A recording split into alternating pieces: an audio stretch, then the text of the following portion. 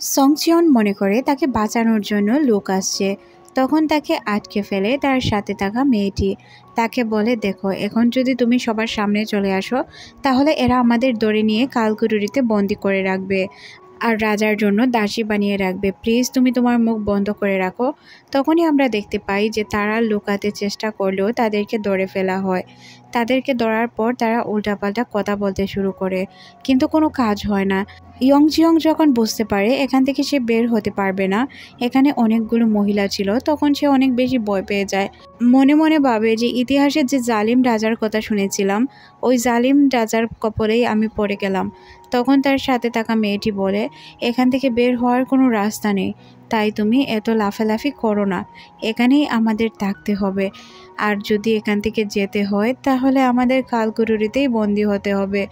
এখানে সে মনে মনে তার স্মৃতিগুলো ভাবছিল, সে কিভাবে মাস্টার শেফ হওয়ার স্বপ্ন দেখত, আর এখন সে কোথায় এসে বন্দি হয়ে গেল।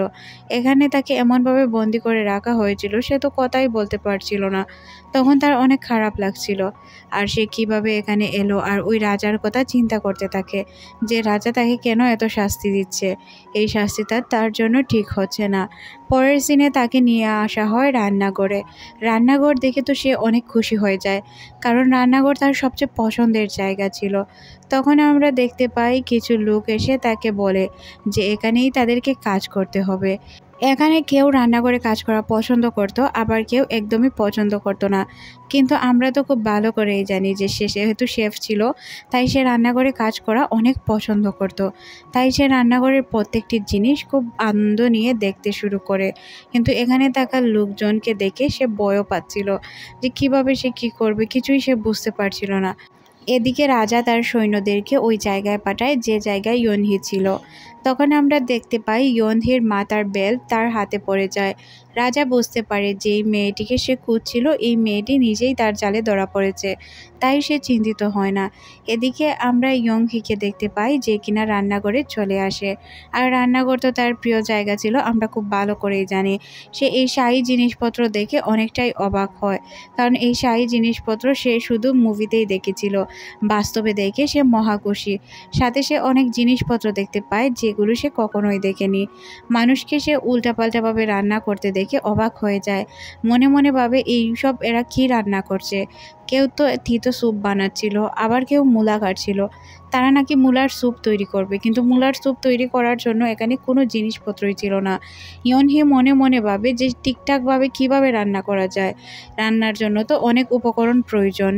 এখানে থাকা মহিলারা জানায় এখানে যারা শেফ ছিল বা যারা রান্না করতো তারা এখানে নেই, সবাই কাল রাতেই পালিয়ে গিয়েছে আর তাদেরকে কালকুটুরি থেকে আনা হয়েছে, তারা চাইলেও পালাতে পারেনি। এখানে সবার পদ্ধতি দেখে সে বুঝতে পারে এখানে অনেক ভালো ভালো জিনিসপত্র আছে, কিন্তু রান্না করার মতো কোনো শেফ নেই, বা এখানে ভালো রান্না কেউই করতে পারে না। সবাই এভারেজ রান্না করতে পারতো, যেই রান্নার টেস্ট একদমই ভালো হতো না। তখনই একজন লোক এসে জানায় যে তাদেরকে ভালোভাবে রান্না করতে হবে। লোকটির সব কথা শুনে এখানে থাকা মহিলাগুলো অনেক ভয় পেয়ে যায়, কারণ তারা তো ঠিকঠাকভাবে কেউই খাবার তৈরি করতে পারতো না। ইয়ংজিয়ন বলে, এটা কোন ধরনের কথা, এমনটা তো হওয়া উচিত নয়। তখন সেই কথাগুলোকে একদম গোল গোল ঘুরিয়ে বলে যে ওদের সামনে যদি কোনো খাবার দেওয়া হয় তাহলে ওই খাবারগুলো যদি তাদের পছন্দ না হয় তাহলে তারা এখানে অনেক বড় শাস্তি দেয়। এখানে যারা আছে সবাইকে সারা জীবন কালকুটুরিতে থাকতে হবে, আর যদি কেউ ভালো রান্না করে খাওয়াতে পারে হয়তো তাদেরকে মুক্তি দেওয়া হবে। কিন্তু এই ঘটনা আজ পর্যন্ত ঘটেনি, কারণ কেউ আজ পর্যন্ত ভালো খাবার রান্না করে খাওয়াতে পারেনি। তখন সে বলে, তার মানে কি এভাবেই সব সময় চলে আসবে? আচ্ছা, আমি আপনাদেরকে বলি যারা খাবারগুলো খেতে আসবে তারা কেমন লোক, তাদের খাবার স্টাইল কেমন। তখন সে বলে, ওদের খাবার স্টাইল তো কেউই জানে না, আজ পর্যন্ত অনেক বড় বড় শেফ অনেক কিছু রান্না করে তাদের সামনে দিয়েছে, কিন্তু তারা কোনো কিছুই খেতে চায়নি। তারা সবসময় ছোটোখাটো বিষয়ে ভুল ধরে আমাদের রাজ্য থেকে অনেক কিছু নিয়ে গিয়েছে, আর এবার হয়তো আমার মেয়ের উপরও টার্গেট করতে পারে, কারণ তারা সবসময় মেয়েদের উপরই টার্গেট করে থাকে। এই কথা শুনে সে তো চমকে যায়। তখন সে বলে যে আচ্ছা, আমাকে যদি সুযোগটি দেওয়া হয় আমি ওদেরকে খাবার রান্না করে খাওয়াতে পারবো। আমার আত্মবিশ্বাস আছে যে আমি খুব ভালোভাবে খাবার রান্না করে খাওয়াতে পারবো, কিন্তু ঘটনা হচ্ছে আমাদেরকে এখান থেকে মুক্তি দিতে হবে। তখন ওই লোকটি রাজি হয়ে যায় তাকে মুক্তি দেওয়ার জন্য। আজকে মেহমান চলে আসবে, আর মেহমান যেহেতু আসবে তাই অনেক কিছু আয়োজন করা হচ্ছিল। আর এই মেহমানগুলো স্পেশাল, কারণ এরা অনেক খুঁত ধরতো খাবারে। কারণ যখনই তাদেরকে খাবার দেওয়া হতো হয়তো তারা চুল মিশিয়ে বলতো যে এই খাবারগুলো একদমই ভালো হয়নি। তাছাড়াও অনেক বড় বড় জিনিস এখান থেকে নিয়ে যেত, অনেক সোনা দানা সব কিছুই নিত। ইয়ংজিয়ং বলে, এমন ঘটনা? তাহলে আপনি আমাকে আগে বললেই তো পারতেন, আমি খুব ভালোভাবেই সব কিছু হ্যান্ডেল করে দিতাম। আমার নিজের উপর আত্মবিশ্বাস আছে, আমি কাজগুলো করতে পারবো। তারপর সে চপস্টিক দিয়ে তার চুলগুলো সুন্দর করে বেঁধে নেয়। আশেপাশে থাকা সবাই অনেক বেশি খুশি ছিল, কারণ সবার মুক্তি চেয়েছিল সে। প্রথমে এখানে যখন সে এসেছিল তখন তাকে কেউই তেমন পছন্দ করতো না, পাত্তা দিত না, কারণ সবাই মনে করেছিল এ একজন নর্মাল মেয়ে। কিন্তু তার কথার ধরন এবং স্টাইলে যেহেতু তারা সব কিছু পেয়েছিল, তাই তারা এখন তাকে আদর করতে শুরু করে। তাকে সব জিনিসপত্র দেখানো হয়, তখন সে খুঁজতে শুরু করে একটু স্পেশাল জিনিস। তখনই তার নজরে পড়ে কিছুটা মাংস। এটা দেখে তো সে মহা খুশি হয়ে যায় আর বলে, এটা দিয়েই আমরা মেন ডিশ তৈরি করব। আর এই মাংসটা পেয়েছিল ওই দিন যে তার সাথে পরিচিত হয়েছিল মেয়েটি, তার জন্য, কারণ তার নাক অনেক স্পেশাল, তাই সে এইসব করতে পেরেছিল। এদিকে সবাই অনেক চিন্তিত ছিল যে কিভাবে সব কিছুর সমাধান করবে। এদিকে রাজা তার মেয়েকে এখান থেকে পালাতে সাহায্য করে, কারণ তার মেয়ে যদি এখানে থাকে তাহলে অনেক প্রবলেম হয়ে যাবে। ওই রাজাগুলো যদি তার মেয়েকে আনতে বলে তাহলে সে কি বলবে। এদিকে ইয়ংজিয়ং কিছু মহিলাদের মাশরুম পিসার বিষয়ে জ্ঞান দিচ্ছিল, বলছিল পাথর দিয়ে পিষলে এগুলো তিতা লাগবে না। তাছাড়াও সে কীভাবে কী মশলা কাটতে হয়, কিভাবে কি গুছাতে হয়, সব কিছু সবাইকে খুব সুন্দরভাবে গুছিয়ে বলে। তারপর সে যখন মাংসগুলো সুন্দরভাবে কাটতে যায় তখন একটা মাংসও সে ঠিকঠাকভাবে কাটতে পারছিল না।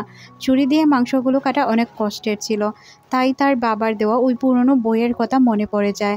তখন সে মনে করে কিভাবে কি কাটতে হবে। এদিকে আমরা রাজকুমারীকে দেখতে পাই, যে কিনা চিন্তিত ছিল, কারণ এখন পর্যন্ত রাজা ফিরে আসেনি। সে হয়তো বহুরূপীও হতে পারে, কারণ তার চলার ধরন বা তার কথাবার্তাতেই এটা বোঝা যায় যে সে বহুরূপী। অন্যদিকে ওই দুইজন লোক চলে এসেছিল। এদিকে আমাদের বাবুর্চি, সে তো একদম সুন্দরভাবে মাংসগুলোকে কেটে একটি পলিথিন দিয়ে পেঁচিয়ে নেয়, তারপর তেল মাখানো কাগজ দিয়ে সুন্দর করে এগুলোকে গিট দিয়ে রাখে। পানি উতরানোর পর পানিতে হাত দিয়ে সে দেখে পানিটার গরম কী রকম আছে। ইয়ংজিয়ং হাত দিয়ে তাপমাত্রা নাপছিল, তাই তার বান্ধবী বলে, এইভাবে কি কেউ তাপমাত্রা নাপে? তারপর সে ওই মাংসগুলোকে ফুটন্ত গরম পানিতে দিয়ে দেয়। এটা সে অনেক বছর প্র্যাকটিস করার কারণে এমনটা সে করতে পারত। তাপমাত্রা কত ডিগ্রি আছে এটা সে হাত দিলেই বুঝতে পারত। তার হাত অনেক লাল হয়ে যায়। সে ধৈর্য নিয়ে কাজ করছিল। এখান থেকে আমরা বাহিরে দেখতে পাই এই রাজাগুলো যতগুলো মেয়েকেই দেখছিল সন্তুষ্ট হচ্ছিল না, তারা নাস্তার মধ্যেও খুঁত ধরতে শুরু করে। আর তখন ওই রাজাটি সেনাপতির মেয়েকে আনতে বলে। সিন চলে আসে ইয়ংজিয়ংয়ের কাছে। সে সুন্দর করে এই মাংসগুলোকে সিদ্ধ করে ফেলে, আর মাংসর থেকে এত ভালো স্মেল আসছিল যেটা বলার বাহিরে।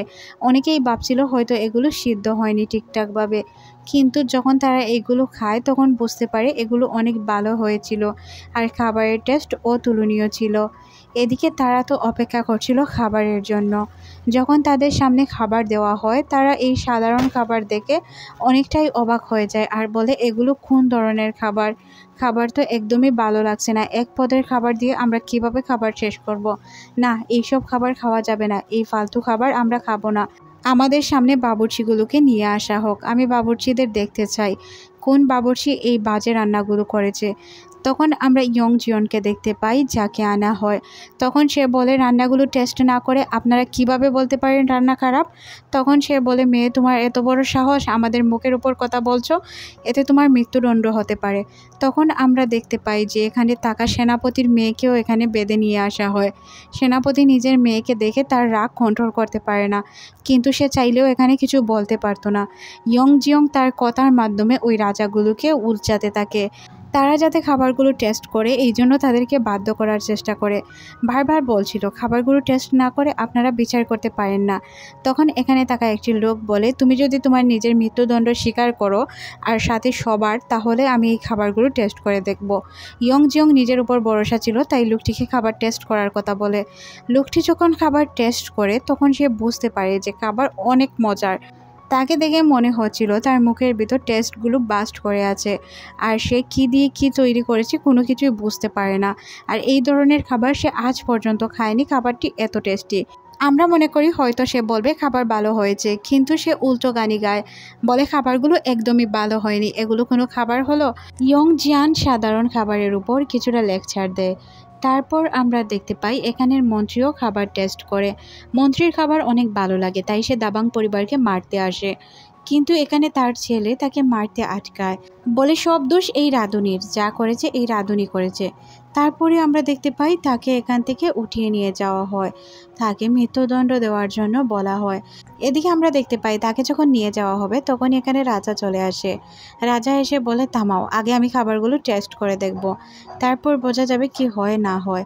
এখানে সবাই তো চুপচাপ নিচু হয়ে বসেছিল, কিন্তু এখানে ইয়ং জিয়ং, যে কিনা এখান থেকে পালানোর চেষ্টা করছিল, তখন সে ইয়ং জিয়ংয়ের দিকে তাকিয়ে মুচকি হাসে, কারণ সেই তো তাকে ওই দিন খাবার খাইয়েছিল। তাছাড়াও ইয়ং জিয়ংয়ের উল্টাপাল্টা আচরণের কারণে সে তো বিরক্ত ছিল। তারপর সে খাবারের জন্য বসে পড়ে। খাবার যখন তাকে দেওয়া হয়, এদিকে ইয়ং জিয়ং চিন্তায় ছিল তার খাবারগুলো ভালো লাগবে কিনা। রাজা ইয়ং জিয়ংকে খাবার টেস্ট করতে বলে, সে খাবারগুলো টেস্ট করে বলে খাবারগুলো অনেক ভালো হয়েছে। তারপর রাজাও খাবারগুলো খেয়ে নেয়। রাজা যখন খাবারগুলো তার মুখের ভিতর দেয়, কেন জানি না তার টেস্ট অনেক বেশি ভালো লাগে। সে খাবারগুলোর প্রতি একদমই মুগ্ধ হয়ে যায়।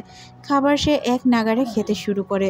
ইয়ং জিয়ং বুঝতে পারে কাজ তার হয়েছে, কারণ খাবারগুলো অনেক ভালো হয়েছিল আর সে খাবারগুলো খেয়েছিল। অনেক তৃপ্তি করে খাবার খাওয়ার কারণে রাজা বলে, খেয়ে বলেছে খাবারগুলো ভালো হয়নি, খাবারগুলো তো ভালো হয়েছে।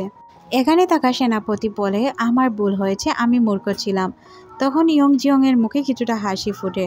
তখন আমরা রাজাকে দেখতে পাই, যে কিনা বলে, আজ পর্যন্ত সব পুরুষ বেস্ট বাবুর্চি হয়েছে, কিভাবে একটি মহিলা এত ভালো রান্না করতে পারে। তখন সে ইন্টারভিউ মনে করে বলতে শুরু করে, আমার বাবার থেকেই আমি রান্না করার প্রেরণা পেয়েছি, তারপর থেকে এটাকে আমার পেশা হিসাবে নিয়েছি। রাজা তার বয়স জিজ্ঞাসা করে, সে বলে, আমার বয়স 27 বছর। এটা শোনার পর রাজা মনে মনে ভাবে, 27 বছরের একটি মেয়ে তো ইয়াং কিভাবে হয়।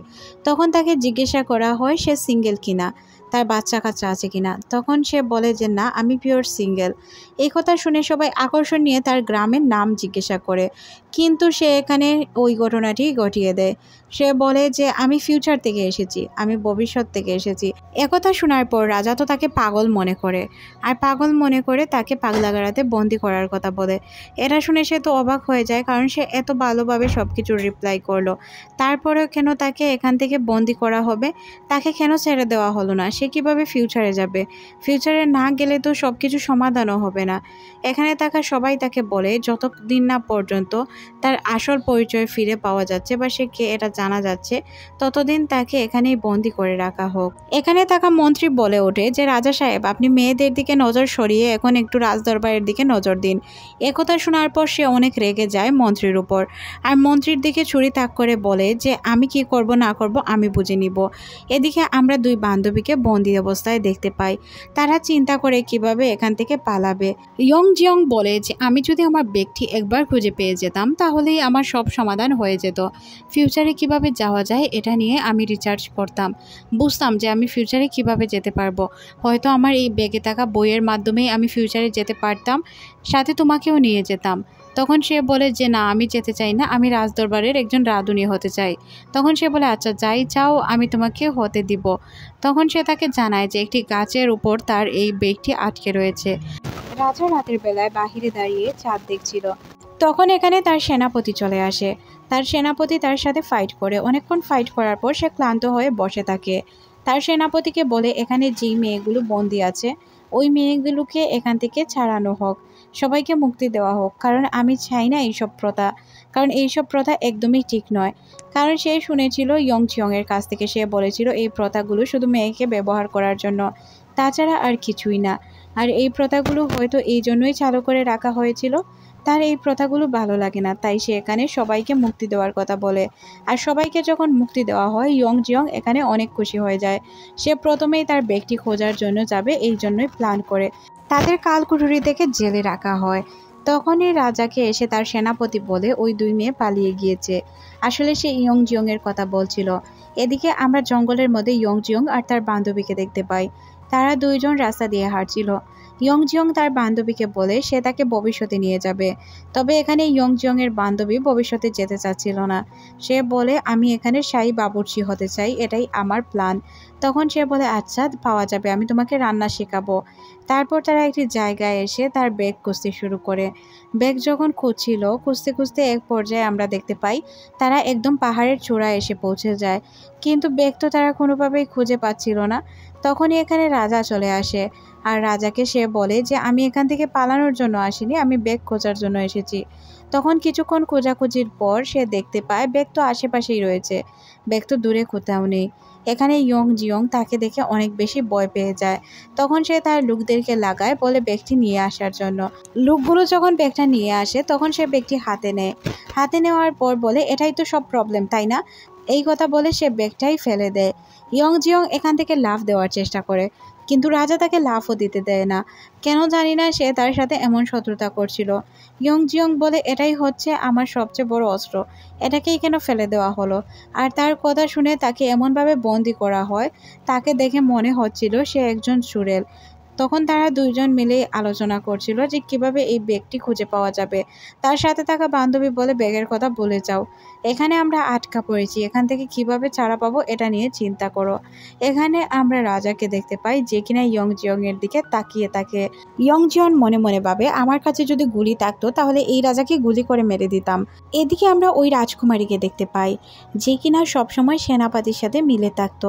এই বৃদ্ধ সেনাপতিকে পটিয়েই সে সবকিছু করার চেষ্টা করত। এখানে সে মূলত একটি প্ল্যান করছিল, এখানে বিনা বাজানো শুধুই তার প্ল্যান ছিল। আর সে তো চাল চালতো কিভাবে রাজাকে তার বশে করা যায়। রাজাকে বশ করে সে পুরো রাজ্যকে দখল করতে চাইতো, তাই সে মূলত সেনাপতিকে তার আওতার ভিতর রাখত। সেনাপতি তো একজন বৃদ্ধ লোক ছিল, কিন্তু তারপরও সে তার সাথেই থাকতো, যাতে তাকে বশ করে সব কিছু সে আত্মসাৎ করতে পারে। এদিকে আমরা এই দুইজনকে দেখতে পাই, তাদেরকে যখন নিয়ে আসা হচ্ছিল তখন কিছু বাচ্চারা তাদেরকে চুড়েল বলে চিরাচ্ছিল। তখন সে তাকে ধমক দেয়। এদিকে সে দেখতে পায় যে সব প্রজারা তার দিকে মাথা নত করে দাঁড়িয়েছিল। তাকে সবাই মনে করছিল হয়তো সে চুড়েল, আসলে তাকে ভূত মনে করেই সবাই এইসব করছিল। রাজাও এইসবের মজা নিচ্ছিল, কারণ সে জানতো যে এই মেয়েটি পাগল, ভূত তো কখনোই হতে পারে না। কিন্তু তারা সবার কাছে এটাই বলছিল যে এটা মানুষ না, এটা ভূত, সে ভূত ধরে নিয়ে এসেছে। যখন সে ইয়ংজিয়ংকে নিয়ে আসে তখন আমরা ওই রাজকুমারীকে দেখতে পাই যে কিনা বাহিরে বের হয়ে আসে, রাজাকে এসে জড়িয়ে ধরে আর এমনভাবে বান করে যে সে রাজাকে অনেক বেশি ভালোবাসে। রাজা যখন ইয়ংজিয়ংকে তার সামনে নিয়ে আসে তখন আমরা দেখতে পাই এই মহিলাটির মুখ কেমন কালো ছিল। আসলে রাজকুমারী কিছুটা হিংসুটে ছিল।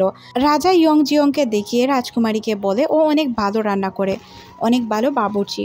রাজকুমারী তখন তাকে বলে যে এই মেয়েকে আমি নিয়ে যাই, আমার পা টিপানোর কাজে লাগাতে পারবো। তখন রাজা বলে যে না, ওকে আমি আমার রান্না করে রাখতে চাই, কারণ ও অনেক ভালো রান্না করে, তাছাড়াও ওর কথা অনেক সুন্দর। এইভাবে তার প্রশংসা করতে দেখে কেন জানি না রাজকুমারীর হিংসা হতে শুরু করে। ইয়ংজিয়ং যেহেতু ভবিষ্যৎ দেখেছিল তাই সে বিষয়টা খুব ভালোভাবেই বুঝতে পারে।